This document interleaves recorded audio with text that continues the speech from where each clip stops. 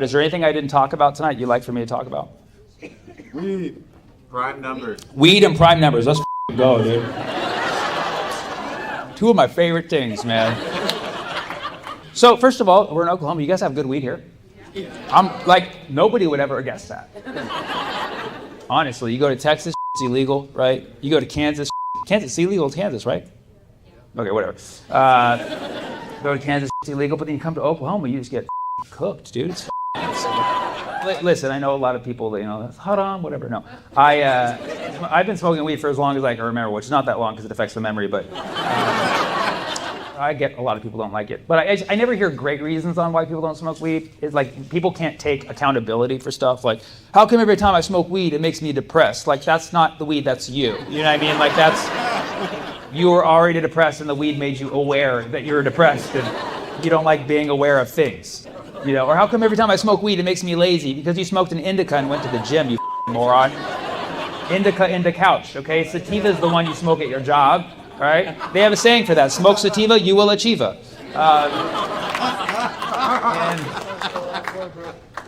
And they know hybrids are chill, Or, every time I smoke weed, it makes me stupid. Like, that's not the weed.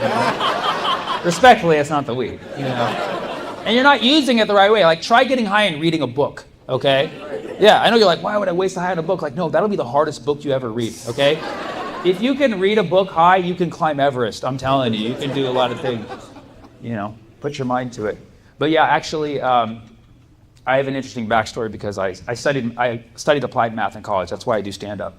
And I got a 4.20 GPA, actually, believe it or not. And 420, yeah, man, yeah. And believe it or not, I was like ahead of my class in college, and I was one of the only kids who smoked weed. I would like to argue that it helped me with geometry because there's a lot of spatial. And listen. I'll tell you a story. This was not even intentional, okay? In college, I had this professor, this Ukrainian professor. He was just so intense. Like, he would get pissed at us for like not learning. He's like, "You dumb Americans!" He would always say that. "You dumb Americans! You do not know. Back where I'm from, we do math. You die in the street." Like, whoa, it was very real. And one day he came in and he wrote this crazy problem on the board. I was like, oh yeah, this is my chance to be Good Will Hunting, right? And he's like, if you solve this, you don't have to take the final. I had quit smoking weed. I had smoked weed previously and I had quit. I was like, I'm done smoking weed. I'm going the sober route. I'm, do it the normal way, whatever. And I was like, I'm done with weed, no weed. And that happened. I quit like 2 weeks prior to this. And then I look at that problem. I'm like, oh, this is like very stressful, whatever. And I go to the library and I'm like trying to dig into this problem. It's like this crazy thing with like triangles and squares and like Pythagoras, like what's up? Just like a crazy problem. And then I'm like, I give up. I just gave up. I went home defeated and I was like so tired and hungry from the day. And I saw that my roommate had made brownies, and so I was like, okay, well, I'll have a brownie. And there was enough so he I could take some and he wouldn't notice. So I took 5. And after about 10 minutes, I was like, oh, because my roommate came home and he had bloodshot eyes. He's like, do you have brownies? I was like, oh, because for him, I was like, why am I having so much fun? You know what I mean? I don't remember the rest of the night. Like, I have visions of like triangles and squares and like Pythagoras, like, what's up? But I kid you not, I somehow woke up the next morning with a finished paper. Because that math to me was just like so natural. So I don't know what I did, but I turned it in the next morning. I brought it to the professor, and he was like looking at it, and he'd always go over people's answers in front of everybody, so it was like public shame. So he was like, okay, Chelsea, wrong. Thomas, wrong. And then he was like, Sammy.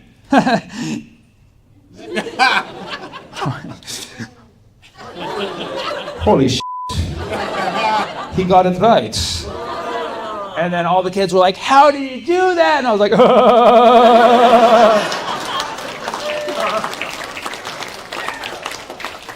I don't recommend weed for everybody. It's just not for everybody, but somehow it worked for me. But I love prime numbers. Your THC level needs to be a prime number. It needs my THC. I only do THC in primes, yeah. Whenever I pick up a weed and like the CBD level is like, 2.6, I'm like, no.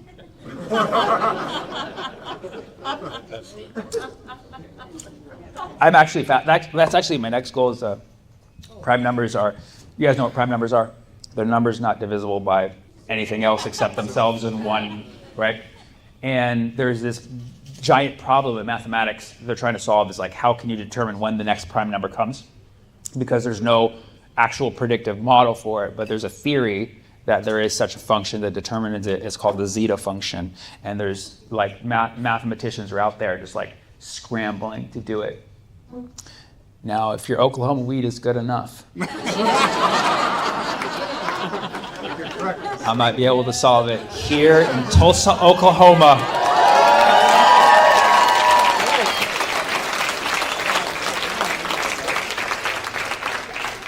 To go along your list of many historical achievements. Let's not mention them. But what else? Women? I said, give me something that I know a lot about. Cats. Women and cats. And what? Women, cats, and organic. This is actually, I think this is, no, it's not. Organic is a pronunciation that I decided because I like to eat organic, but I don't like telling people that because when you tell people you eat organic, they think that you think you're better than them, which I do, but I don't want people to think that. I think that. So I smoothed it out. I give it like an ethnic pronunciation. I say organic. It just smooths it out. And it's a lot more fun, you know? Try it. Like go into a grocery store, like be like, are these avocados organic? They'll be like, I think you mean organic. You say, no, organic. They're like, okay, whatever. Customer's always right. You could even go further. So they have no cholesterol. You know, like just make up your own words. And I released a whole special called Organic. So you can actually find it on YouTube. It's there for free. Now let's talk about women. Women. What about them? They're like cats. The women like cats? They are like cats. I've heard both theories. Women are like cats, men are like dogs, and then vice versa. Men are like cats, women are like dogs. I think we're all like mouses, to be honest. Like, just like scared little creatures. But yeah, you know, women are cool. Women are cool. I know a few. I used to be inside of one like the whole time. I was like, not like that, you fucking assholes, man. Like, you know what I mean? Like, you mean I was, part of me was inside of a woman like for a long time, like for 9 months. Like, when I came out, like I was 100%. I had lived my life inside of a woman for 100% of the time. I was a expert on women for 9 months. Basically, was a woman. I basically was a woman. Yeah. Y'all can claim like don't claim our identity. Like no motherfucker. I was in a woman's body for 9 months. I was a fucking woman, dude. And there was a point where I was just, the chromosome. What is it like? The first is a couple weeks we're all women or something like that, and then if a male starts to develop male parts. So like for sure in those first whatever weeks, I was like full blown woman. Okay. So as a woman. Why are these ladies so crazy? Come on!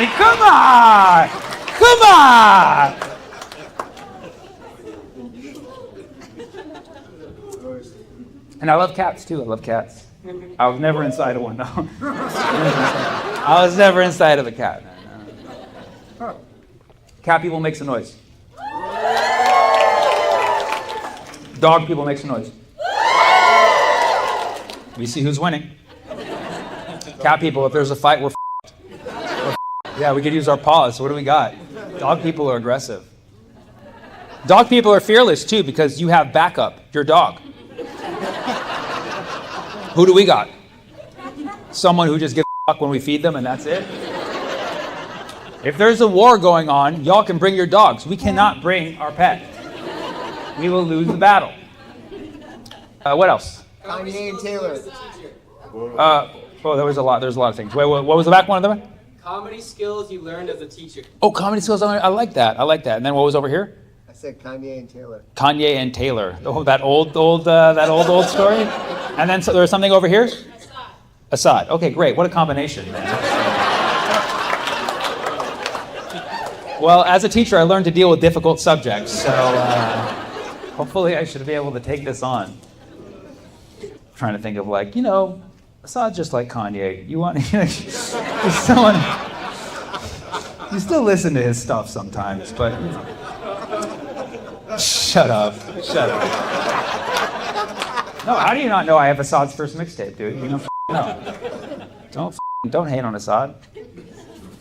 Don't be an Assad basher. I don't like Assad. He's done. He's cooked. Carne asada, brother. He's done. Fucking done. He's done. He fled to Russia. That's how bad it is, dude. When your last safe space is Russia, that's how you know you've burnt some bridges. But I'll tell you who's not done. Taylor Swift and Kanye West. They're still out there. I'm not a Swiftie. I mean, I never was a Swiftie anyways, but I don't like that she didn't use her platform for Gaza. Like, I feel like she could have done like just even like the most basic, like Weeknd donated money, like SZA gave shout outs at her concert, like just the most basic and we will appreciate it, you know, but she didn't even do that. And, you know, Kanye West, I'm glad that he stays silent because I don't think that would have done it. So it's like, you know, we need some people to talk and we need some people to not talk. You know? But yeah, I remember the time that Kanye West grabbed the mic from Taylor Swift. Yeah. What year was that? 2009. It seems like it was. Yes, we're old, huh? We're some old out here. That's crazy, yeah. And that was his second mic grab too. That guy was just grabbing. He grabbed the mic from Mike Myers to say George Bush doesn't care about black people. That was just, and then that one went well, and he's like, I'm gonna do it again. And then he grabbed it. And now people, like, whenever they're around Kanye, they just hold the mic like this. Just like, if I ever did a show and he's nearby, I'd just be like.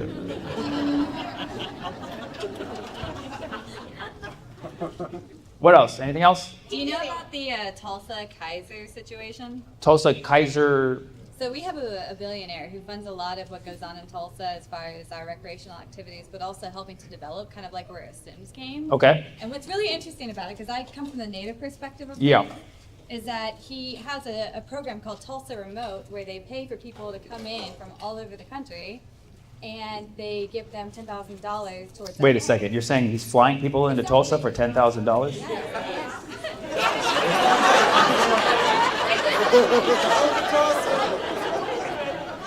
Did you know about what? Nobody has realized the settlement program. I'm sorry. Whoa. Okay. Well, yeah, I didn't know. I guess I worked out a different deal with the club, but. What's his name? Daddy Kaiser. Daddy Kaiser. Ooh, Daddy. Do you like him? Oh God, no. Okay. I'm native. But you called him Daddy. Oh, you're native. Okay. So he's a billionaire. He's developing, playing us like we're the Sims game.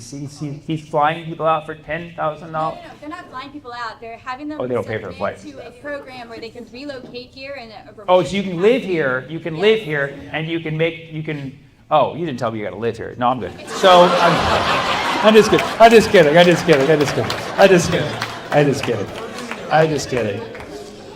kidding. But yeah, it would take a lot more. But that's cool. And then so he's really, you know, to kind of build. Served in the IDF. Yeah. His son served in the IDF. So we're essentially being settled as Tulsa citizens Oh, because you're a lot of our property value has gone up as a result of people moving in from California and other. Well, don't on California. I mean, that's not that bad of a state. But he's basically, I'm guessing he's like looking for people in like certain professions to kind of like add entrepreneurs and to make you guys like the next Silicon Valley. Fancy folk. The fancy folk. Globalists. We don't like them. I get that. That's f***ed up. He's settling. He's settling the land of Tulsa.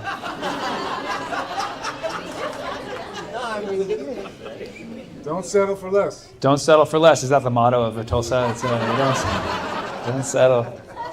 Don't settle for more. That's the city motto. Don't settle for more, Tulsa. Don't settle for more settlers. Don't settle more. So Daddy Kaiser, okay, he is I'm assuming the richest person in Tulsa. Does he live in Tulsa? Lives in Tulsa. The other foundation supporting the apartheid regime as well. Oh, okay. So there's two sides of the same apartheid. So another billionaire? Yep. Dude. Yeah, I was gonna say, it's like, you would think there's not a lot of billionaires in this world, so like, you guys shouldn't even have one. No offense. No offense, but it's like, how many billionaires are there? You've already mentioned 2 in Tulsa. Like, that's a lot. And there's more, too. Oil? Well, you guys got oil. Yeah, have you not heard about those? Oh, you got that oil. Well, let me call up my friends in ISIS. Let's stage a little coup.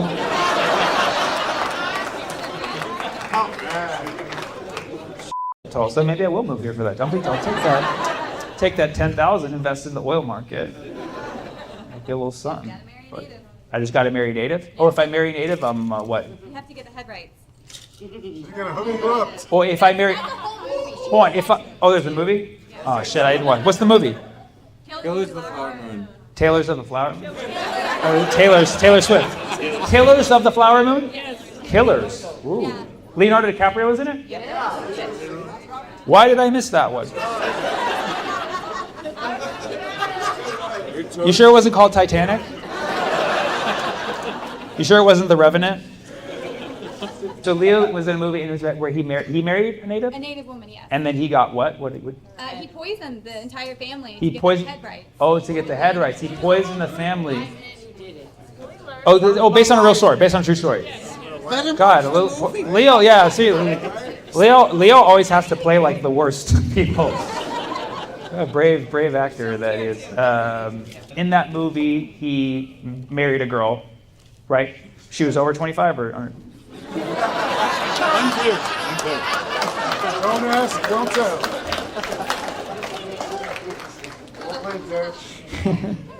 Cool. Well, I'll look into it. All right, let's take one last suggestion. Tulsa got our first black mayor last Monday. Tulsa got its first black mayor last Monday. Let's go, dude. Let's go. Wow. Took you that long, huh? Wow. Jeez. You have the first black stock market, or the only black stock, the only Black Wall Street, the only Black Wall Street, and then 100 years later, you get a black mayor. Wow, thanks, Leo DiCaprio. Well, how's the mayor? Do you like them? Okay, yeah, good. How's their relationship with the billionaire families? Could be a little better. Oh, it's tumultuous. They're They're a better relationship with the tribes. better relationship with the tribes than with the billionaires. Let's f***ing go, dude. Look at you. Look at you, Tulsa. Look at you. Going on principle over money. I like it. Did she move out here too? Got 10,000 too, or what? The mayor, did they move out here? Did they get 10,000? He's local. No, he's from Houston. He's from Houston, so he got $10,000. But he went from oil to oil. You know what I mean? From oil to oil. Okay. Well, yeah. Good luck with that. Good luck with that. What's that? You're welcome. I'm gonna wish you guys all the luck. All the luck in the world. You need luck in Tulsa. You need luck in Tulsa. Because don't you guys have like tornadoes? You need luck in Tulsa. You know? Don't settle for more.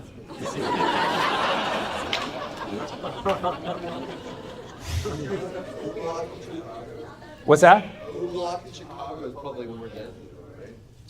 The what in Chicago? Who locked in Chicago? Chicago's more deadly than Tulsa, right? Oh, like in terms of like gun violence?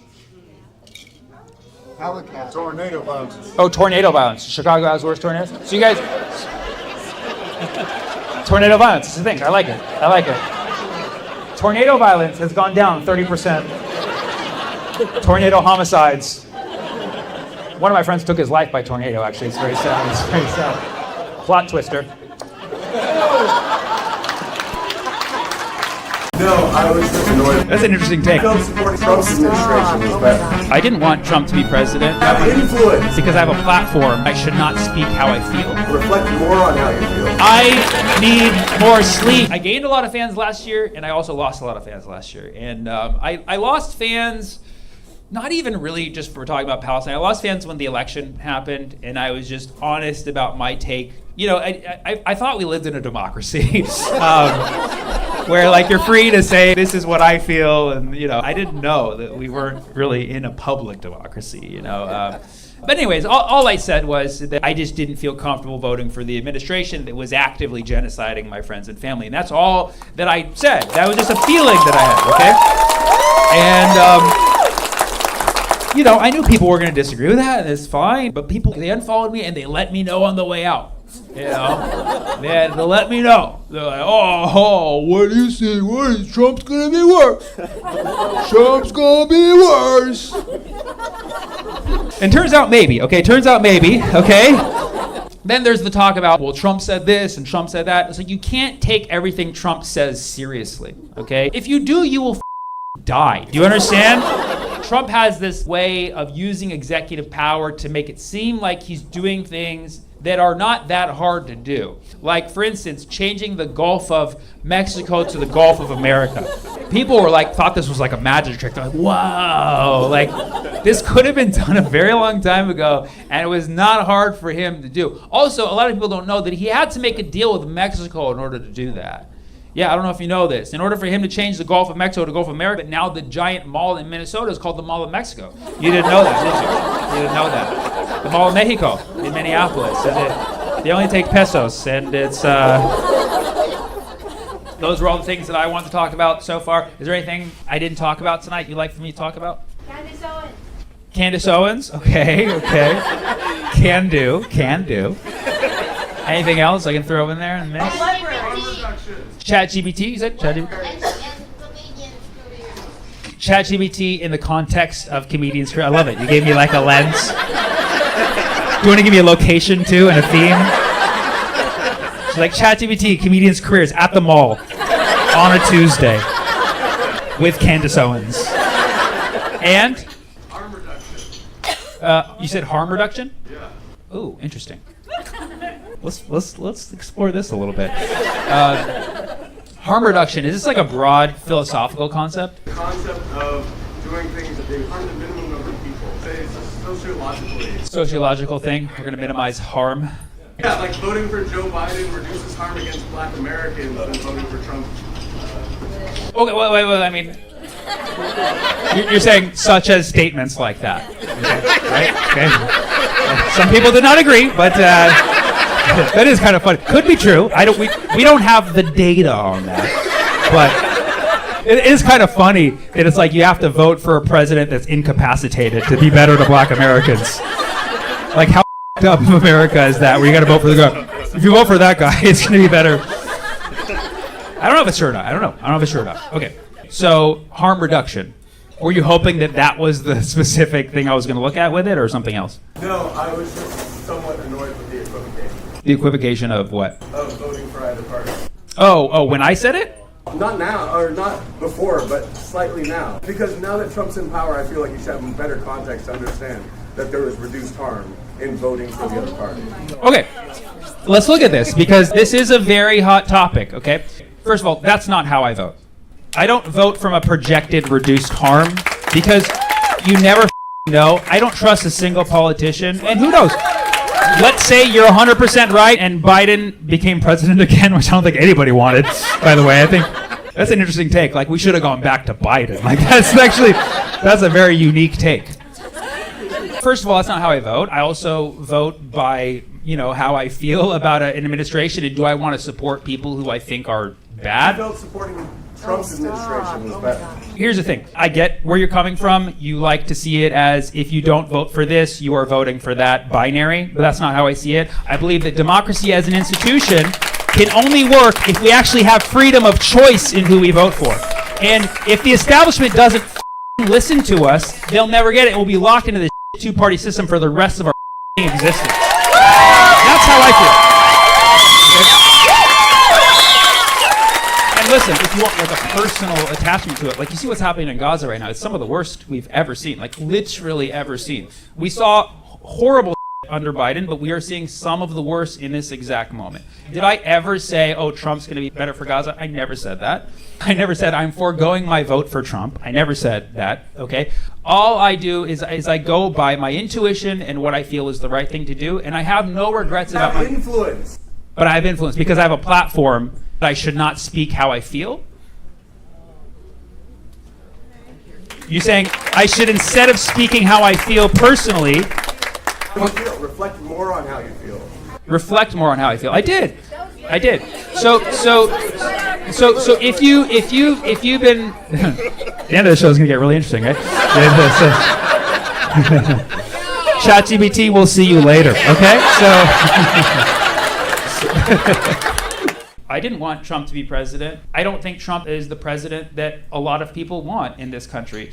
Unfortunately, he's what we've deserved because we as a society have this limited binary thinking, and so many people are just oblivious. Like the people in this room, we're actually having a discourse right now. The majority of this country has no interest in what we're talking about right now. They're watching football. Okay, so Trump is not the president we want. He's not the president we need, but he is the president that we deserve. He's the orange wrecking ball that unfortunately had to come to fruition because of what a country we've been. That's how I feel. I could be wrong. My goal is not to shame people for having chosen Biden or chosen Kamala. Like, most of my friends did vote for Kamala, and that's something I have to live with, that I have friends sitting amongst me who were like, yeah, she said she would do nothing different than Biden when it came to genociding the Palestinians, and they still voted for her. I'm not happy about that, but I accept it, and they're still my friends. You know, that's something that I have to live with, okay? But for me to like say, all right, let's all think about the harm reduction, there was a lot of people who did that, and a lot of people who I respect and who I actually agree with on a lot of things actually did take that point of view and said, I know we don't like this genocide, but let's not get too ahead of ourselves. Let's still, vote for Kamala. I hear a lot of people say that, and that was fine. They had the right to do that. However, if I'm not speaking my mind and my heart, I do not sleep at night, okay? I already drink too much caffeine. I need more sleep, okay?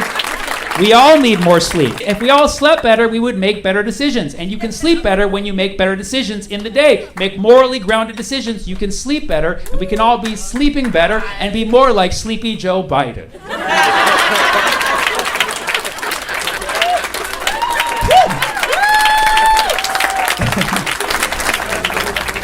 Yes. Yeah. If you use harm reduction, the party that you're using that for, the Democratic Party, would take your vote for granted. So a lot of minorities have always voted for Democrats, but what have they really done for minorities? Because they know all you do is one other vote for the other side, so they think they got your vote locked in, so they don't have to look at your concerns and your needs. I very much agree with this point. To reiterate, basically, for example, in my case, I'll make it about myself. If I had voted for the Democrats, it would have signaled to them like, yeah, we can basically get away with this. And the people who despise are still going to vote for us because they know that we are the harm reducers, right? Which again, I don't even agree with. But yes, like, I don't like that. I don't like that people are like, yeah, they'll still with us because they have to. I don't like that. I don't do toxic relationships, and I don't do toxic administrations. I'm sorry, I don't do that. There's so many people in this world, there's so many different opinions, and I'm a mathematician, so of course I like to think macro. I like to think of like what is greater good, but at the same time, I have to make micro decisions. And if I'm not in harmony with my own micro decisions, then how can I expect the rest of the world to follow suit? I think that if everybody finds, right? Because I believe in harm reduction. I believe that one day we will have minimized harm to the greatest possible, okay? But also, we live in a capitalist society. We operate on money, right? So we need to keep that in mind, that like that's how the system works, and we need to figure out if we focus on ourselves, on the micro level, we can affect the max. So how do we get massive harm reduction? We focus on ourselves, but also think about money. That's harm money.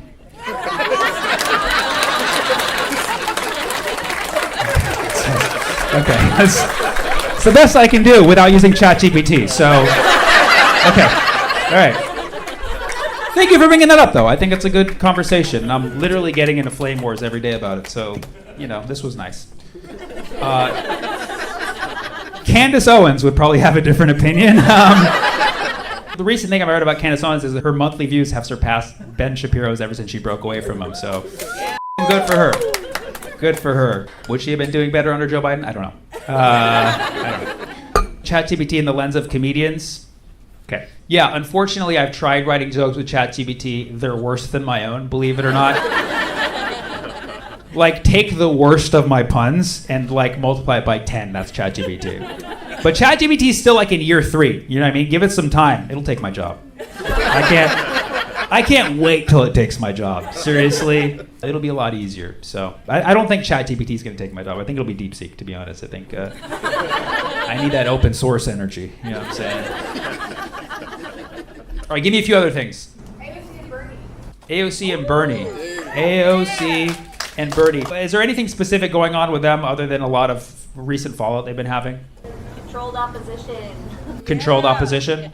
Can you elaborate for me? Well, just this idea, that Bernie is going to have all these people at his rallies, only to then turn around and support Israel and continuing the Yeah, I mean, that's the thing about Bernie. It sucks. Bernie it makes me sad. There's so many points in history where I'm like, yes, Bernie, like, I love what you're saying. And then he just turns around and says, like, an AIPAC soundbite. Right. He takes money from AIPAC, right? There's only, like, a few. I know Massey is, like, one of them. It's not necessarily my most aligned politician, but, at the end of the day, Bernie takes money from AIPAC. He does an AIPAC soundbite here and then, but then he also says all these other great things. And it's like, it's just one of these, like, I don't know. He's like a sheepdog.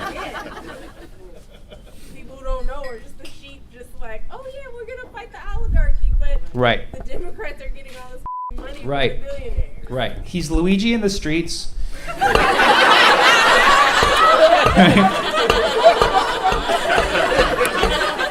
Chuck Schumer in the sheets.